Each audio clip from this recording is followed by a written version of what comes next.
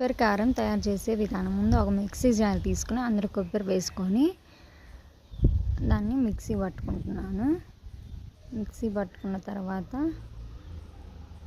ఇప్పుడు అందులో ఎండుమిరపకాయలు వేసి మిక్సీ పట్టుకుంటున్నాను.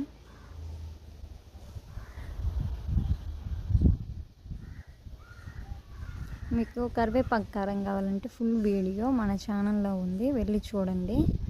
మిక్సీ పట్టుకున్న తర్వాత అందులో ఉప్పు, తెల్లపాయలు వేసి మిక్సీ పట్టుకుంటున్నాను. ఇంతే ఫ్రెండ్స్, ఇలా రెడీ అయింది. ఇంతే ఫ్రెండ్స్, కొబ్బరి కారము ఎలా ఉందో మీరు కూడా ట్రై చేసి ఎలా ఉందో చెప్పండి. చాలా అంటే చాలా బాగుంటుంది. ఒకసారి ట్రై చేసి చూడండి.